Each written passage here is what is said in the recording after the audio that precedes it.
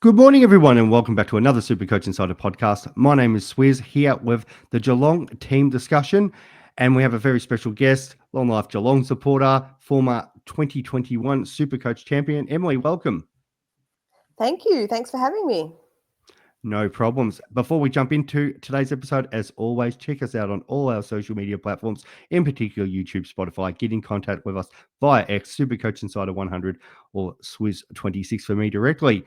We are talking about the Cats, very relevant team. Only won the flag a couple of years ago. Seems like every year they're up there and competing, and I think looking at this fixture this year, I can see why. I see a world where they'll be competing up the top end again. They have had some very popular Supercoach players in the past, and no different this time. Going into this season, what from a Geelong point of view, what are your kind of expectations for the boys? How do you see the sort of 2025 playing out? Wow, we were this close to a grand final, Dave. This close. It's heartbreaking. That hit me. Sorry. I really have high expectations. Actually, I really do. Especially with the players that we're going to talk about that we brought in. If our old blokes but our old blokes are not, we're not the oldest team anymore. And if our young blokes can keep growing and our older blokes don't break, then I really do have high expectations. Except I will always love them. And I'm always a bit of a pessimist, but I do have high expectations. Well, from a fixture point of view, it's an annoying start for us super coaches because they do play the round 0 match and then have the bye in round 3. So we will probably see one price rise, especially from cheaper players as they lead into their bye. But it does make it a little bit harder to choose the premiums. Brisbane, first game's a tough one, but at least that's not super coach affected. Freo usually play fairly well down at HBA. And then it sort of kind of opens up with St Kilda, Melbourne, Adelaide. The big thing with Geelong, like you look at these doubles, and there's tough ones there with Brisbane, potentially the Giants and Port Adelaide, but Geelong are obviously a very good team down in Geelong. Like everyone struggles a little bit away, but the big appeal from Geelong is especially their run home. So they do have the buys in round 3 and 16 being the last buy this season. So that's always annoying because you kind of want to get players in after they've had their bye and then have them for the run home. But then Geelong's run home absolutely opens up. It's fantastic. During the bye rounds anyway, they do play the Bulldogs at home, I think just leading into the bye. And then it's like West Coast away, Suns at home, Bombers at the G. And then they've got the Lions at home. And then after the bye, they've got the Tigers, Giants away, Saints at home, North away, Port at home, Essendon at home, the Swans away, and then Richmond at home. So double header against Richmond and have North Melbourne on that run home. So it's very appealing. And the more I kind of look at the Geelong fixture, I'm trying to work out ways already how I can plan to have as probably many Geelong players as possible for that finish, because I think especially against Richmond, who their young bodies are probably going to be struggling. If Geelong need and they love beating up on teams percentage, I can see that being I want a lot of them because they're going to be getting a lot of that pie. Any thoughts about that sort of fixture? Just having a little look at that. Yes, and I just was thinking about Jeremy Cameron would love it if he is fit. Please be fit, Jeremy. And he will have the Coleman in his sights. There's no more Hawkey, unfortunately, which has pros and cons, really does. But no, I did think of that. Yes, and my initial thoughts are. I'm looking at your Supercoach targets here. None except one screams at start me, and all are at price. All so we might talk about in depth, but there's only one that says start me because the rest I feel like you can bring in. They can be at that price again, if not lower. Yes. And I think we'll talk about that more, but. That's my initial thoughts. And I will get into those targets in a moment. But they, as much as I've got them as targets, not necessarily have to be for your starting sides, but Mm. people that you need to have on your list throughout the season. And that's where I know we were talking off air a little bit about the flex position. As the season goes on, we're going to probably be looking at either an R3 or an M9 around that sort of buy period, where I think that sort of F5, F6 position becomes a bit of a high risk, high reward, because it doesn't really matter if they don't score well, because you'll have the flex covering. And that's where, in particular, your Jeremy Camerons, Brian Myers, especially if they're beating up on some of those teams we just talked about, on any given week, they can go 100 plus. And Jeremy Cameron, we know, he can score some monster scores. So it does remove that sort of risk, because if he has that game where he sort of gets a 30, it's probably not going to matter anymore. I think some of those Geelong players we do need to watch, and if they're fit mid-year, you could definitely be trying to target them there. I'll go through this lineup. I wonder if you've got any thoughts about this, but I've got Cole Jazzy, Henry, and Guthrie in the back line. Stewart, DeConning, Humphreys. Really hope DeConning gets probably more of a go of it. I think, there was that bit of a talk that he might have been exploring his options at the end of the last season, but I think it's that they'll commit to him and get him locked in there. Dempsey, what a star he was last year on the wing. Danger, Blue Sarves. Mana, Neil, obviously has taken in on that Tommy Hawkins spot. Myers, Stengel, Cameron. We've got the other Henry, and then I've gone Conway. Might be a bit controversial. I think Stanley, now at 34 years old, they might still back him in before getting Conway in. But if Conway's starting, it's somebody that does appeal to me. Holmes, the new superstar, he'll be spending a lot of time at Cotton On, hopefully spending more time at Geelong for the Geelong supporters. Bailey Smith, and then Buse, Atkins, Tanner Bruin, Close, and Jack Martin, the former Sun and Blue. Em, do you have any thoughts about that Geelong lineup? Oh, so beautiful, isn't it? No, it's so lovely to see some new names in there that are already in the starting 23.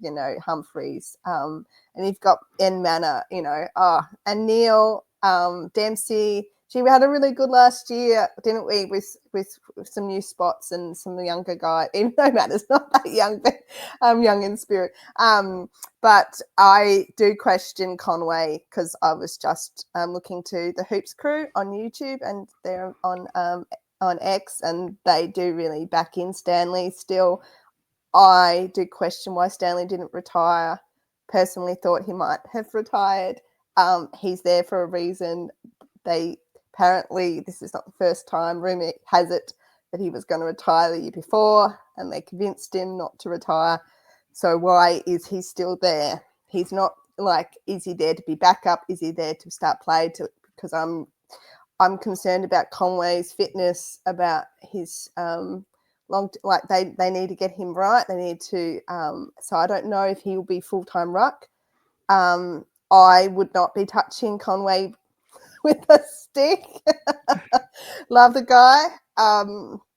He's he and Max Holmes are my mum's neighbours, and I'm a very polite person, and I've just waved. I've got a funny story which I can tell you later, Dave, which you would find funny. But no, they're lovely guys. But Conway, no, Dave, no, unless he starts. I just think there's just too much risk, and they need to get his body right.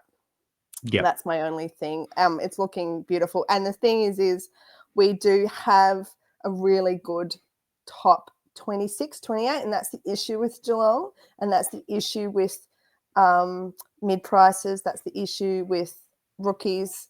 Is we have a rotating. They rotate for fitness. They rotate for get the right fit. I think they do like to have some consistency and that flow, but I think they just do that with constantly rotating players, and they might not do that like the edge. So that's why I wouldn't touch Jack Martin personally unless he actually sets his spot. However, again, there's always one rookie that seems to make the top 23. I was about to say that. I was like, of all those targets, the best player coming out of Geelong this year is not listed there, and it's definitely not listed in that best 23 because every year we saw it was Humphreys and Dempsey and just Geelong has this long history of giving us absolute super coach gold from absolutely nowhere. And there's a couple of people I know we're talking off air. So as we hit these targets, we might actually hit the targets that aren't on there because I know you're very keen on both Mitch Nevitt and Connor O'Sullivan. Yes, that's right. And there's this little thing. So Dempsey, look, I do want to watch more VFL, and like I had heard of Dempsey, but so at the start of last year, him and Cameron did this video, and I'm like, who's this guy? And they did a kicking goal shootout, and Dempsey won. So this is preseason, right? It should have been a clue, Dave, right? And so Facebook, right? There are 6 photos. Welcome to Geelong training, yay! And Nevitt is there, right? So out of 6 photos, there's Dangerfield, there's Stewart, and Nevitt. And it might have just been a good photo, but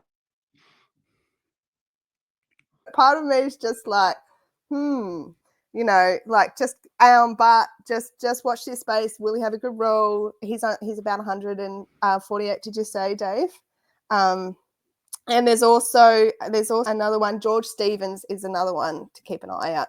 So George Stevens and O'Sullivan did really well in the VFL. I think they were in the top 5, top 7 of the VFL, and they played really well. But again, it's just watch this space with Geelong. But if there's a rookie, and I'm sure we'll discuss it in the season, maybe give them a go.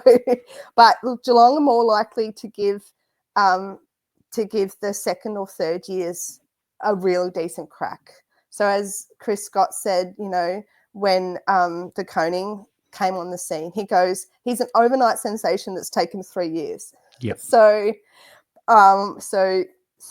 O'Connor and George Stevens are they'll be in their second year, so maybe they're not ready yet. But where Mitch Nevitt's 22, so I think you're, and I love that insight because unless you're like the diehard Geelong diehard support of every club, who's obviously you get the members videos or you're flicking through, you don't see that sort of stuff, or you necessarily don't see who maybe is on the updated calendar or who they're doing the little videos of, and yeah, as you said, like Dempsey was the one that we didn't know that they were pushing last year.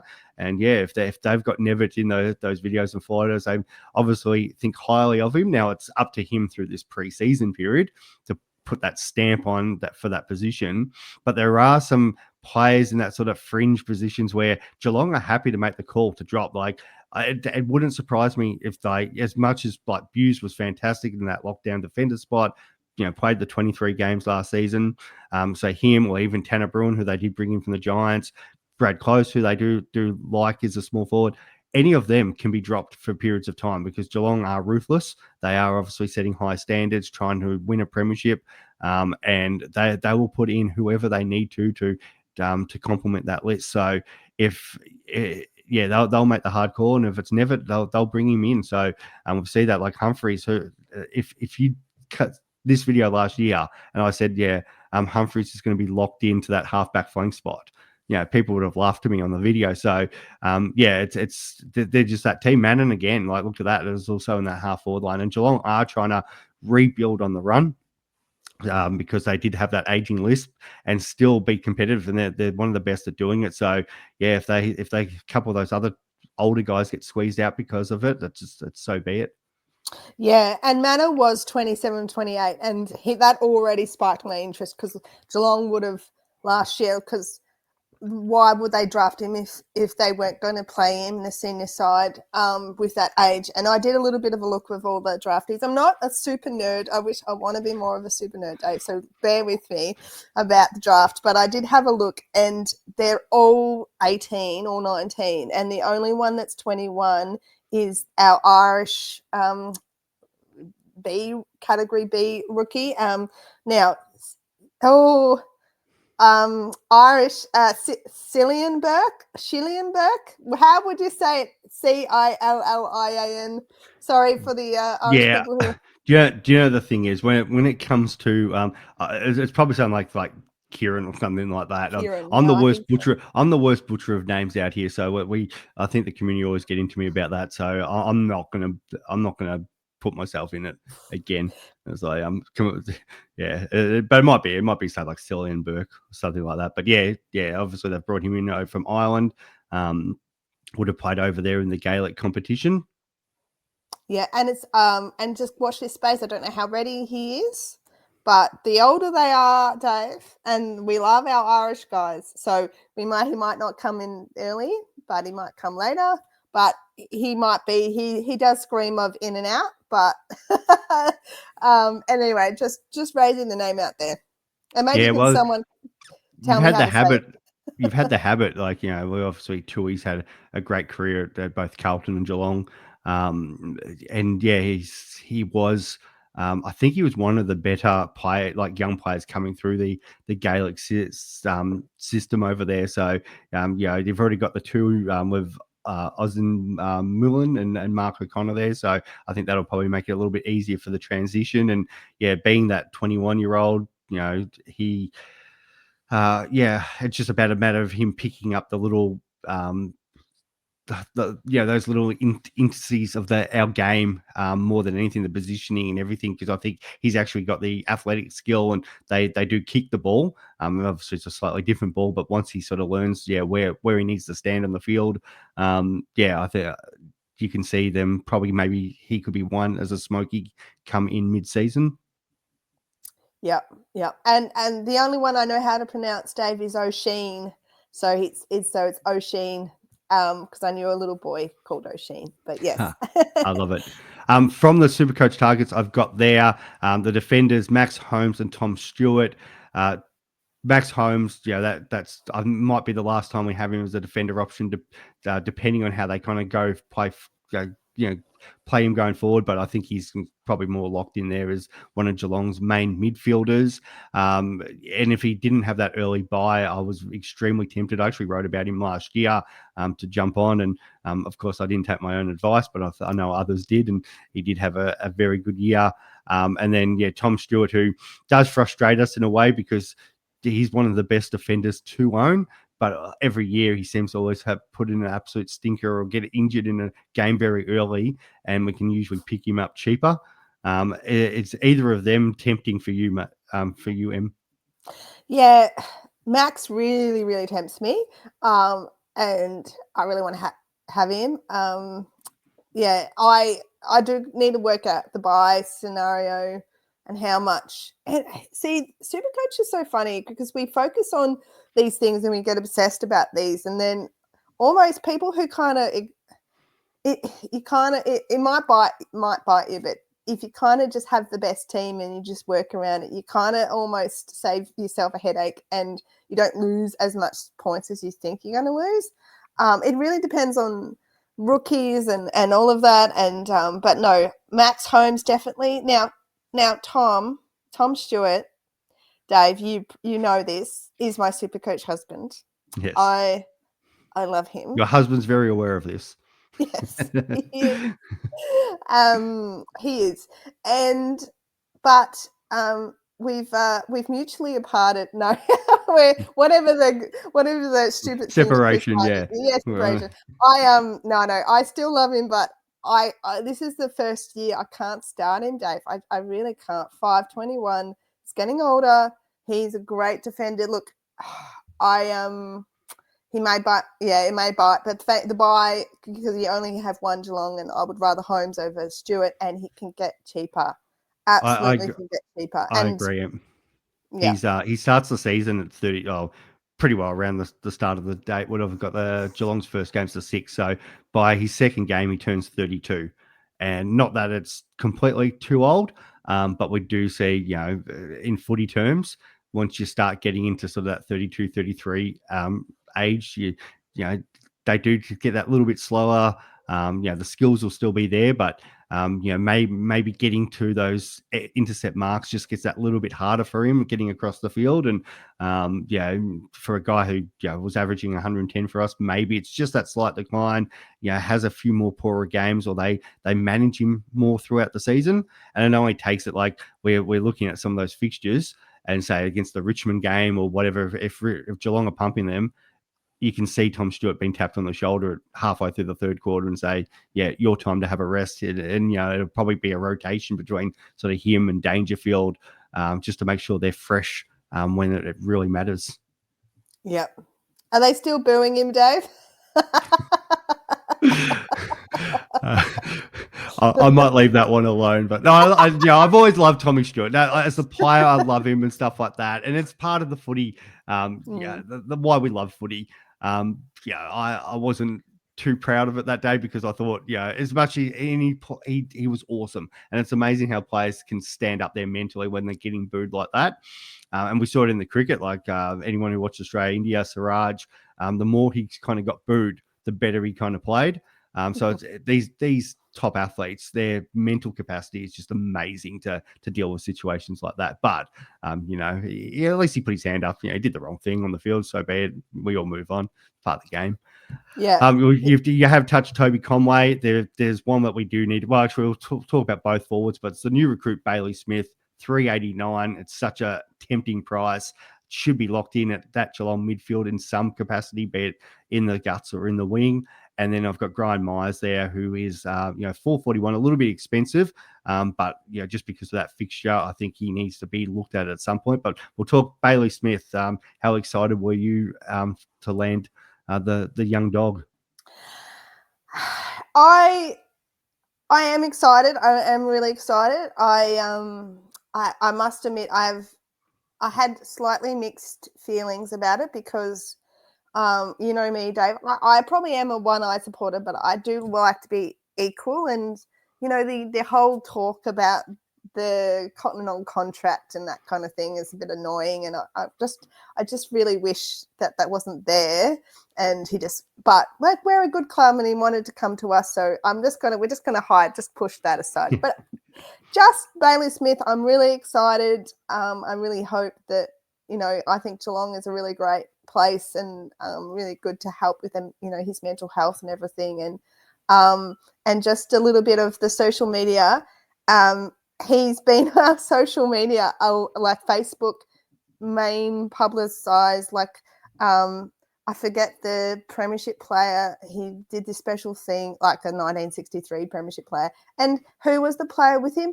Bailey Smith. He's been a Geelong player for 11 hours, but and I'm just like, okay, so they're not bringing Bailey Smith to chuck him in the full forward, Dave. He's going to be in the centre, in the midfield, and hopefully bloody works, but I think it will, and I think it will thrive. Geez, a good looking man. But yes, I'm really excited because we really needed some more body in there, because Danger's body is tiring, and we needed a little bit more grunt, and hopefully he brings that, some more grunt in there. And I really think, look, and this is the other thing with Max Holmes, is it would be interesting to see how Bailey Smith and Max Holmes work. Do they help each other? Does Bailey Smith take some Max Holmes? I know, slightly different roles, but they might help each other, and they might help each other with getting the ball. So that's just something to look at. He's a lock. Even with the bye, he's a lock, I think. Yeah, I think so as well. And I think they'll complement each other. And Bailey Smith's a decent size, 185. He's not a pipsqueak. You got Max Holmes at 189 centimeters, probably a little bit slender. But yeah, I think, it's obviously Danger's still in there, and there's enough still big bodies. Like Blissar's an absolute beast, and he can go anywhere. So that wouldn't surprise me even if you were against some bigger bodies that he sort of gets thrown around, maybe the odd centre bounce attendance, just if they need a little bit more protection in there. But yeah, I think it is starting to come along really good for that Geelong midfield. And you'd expect maybe if the Cats were to win it this year, it might be Danger's last season.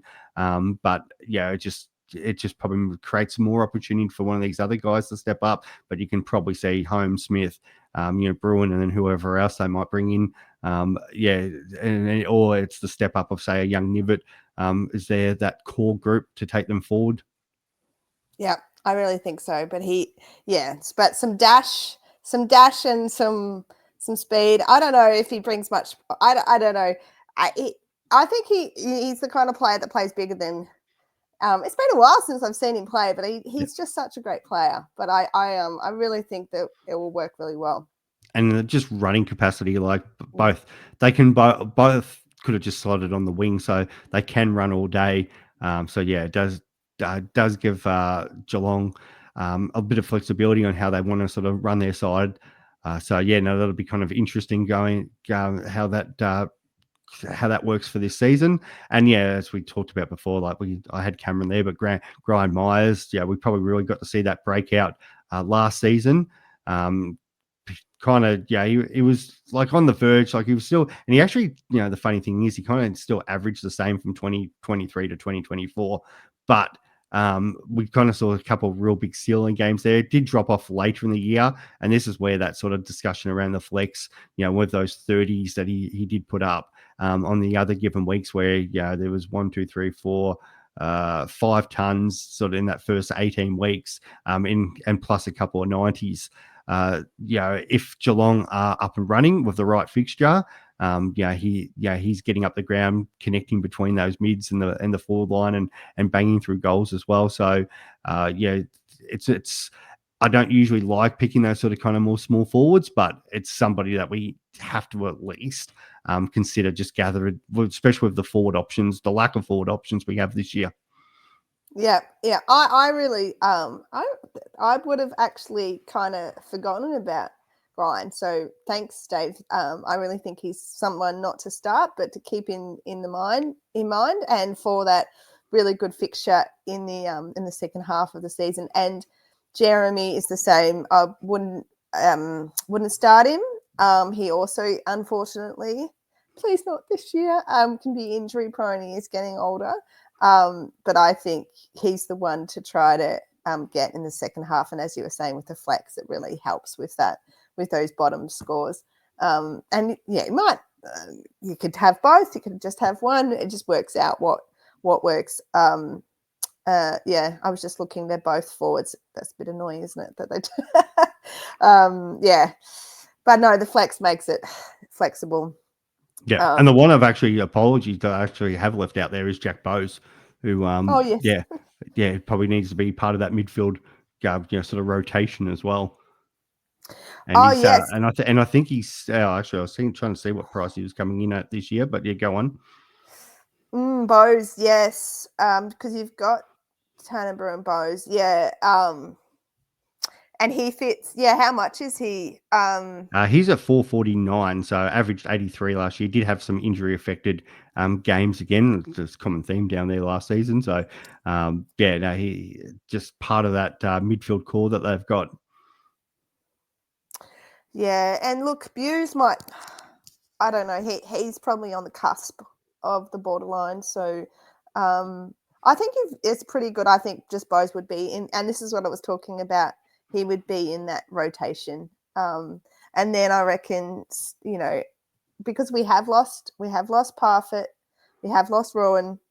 I mean, we let them go, which makes me feel like, and this is the thing, isn't it? We talked about them having a rookie that they'll play all year, but maybe we are missing a couple of those rotating players. So maybe that's when the young fellas will come in and be part of that rotation a little bit. But Bowes will be definitely in the mix. But it's up to him. To cement his spot. Well, that's it. As much as because he did start a couple of games as the sub last year, and it was probably when I was sort of looking through it. Like he finished off the season really well, was part of the team in the finals. Probably didn't have the best prelim final, and probably deserves. He should be in that starting lineup. But at the same time, there was a couple of games that absolutely teased us, and he got the 30 touches, and there's a couple other games there which they were quite poor.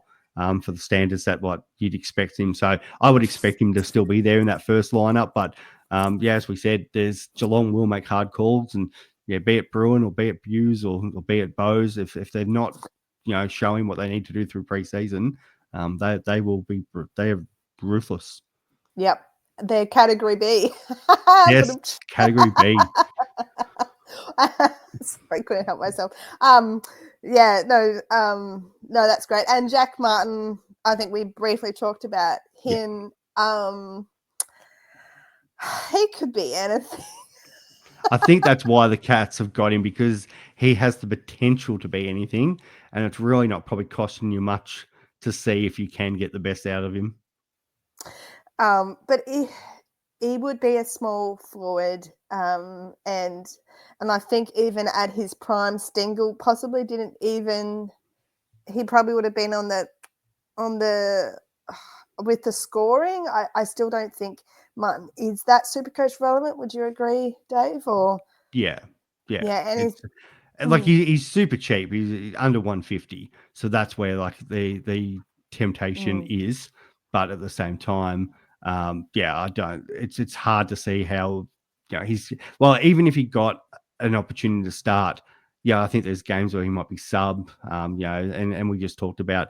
It only takes one or two poor games and then he's back out again. So a lot of people don't like looking at the small forwards. He is a name that will be popular, especially if he looks good in preseason. Might be a bit of a trap because could have one of those really good preseason games. Might have a really good game if he is picked in round 0, and then all of a sudden 2 weeks later finds himself out of the side. And then it's sort of like, okay, what do we do here? Is this the first rookie we move on to get the one that we've missed? Yeah. Just wait and see. I like it. No, thank you for joining us, Em. It's been good to talk to Geelong. It's going to be another really good season for the supporters out there, and I'm sure you guys are going to enjoy the ride. Yes, we will enjoy the ride. I'm going to tell you the story now. So last year, my son, he plays for Bannockburn Tigers, and he was wearing his Tiger jersey, and we were at Grandma's, and we ran into Max Holmes and Toby Conway, and they said hello, and they said, "Did you have a good game?" And Lewis went like that, and then I embarrassingly yelled out, "We're going to be barracking for Geelong tonight," because they were playing the Tigers. And they both laughed and went back home. Yes. Maybe we need your mum on that, since you can give us some inside scoops on how the boys are tracking. Oh no, we definitely let them. No, there's no insight. they're lovely and friendly, and that's it. And we leave them alone. Oh, that's good. All right, guys. Thank you for joining us. Thank you, Em, and we'll talk soon. Bye. Bye.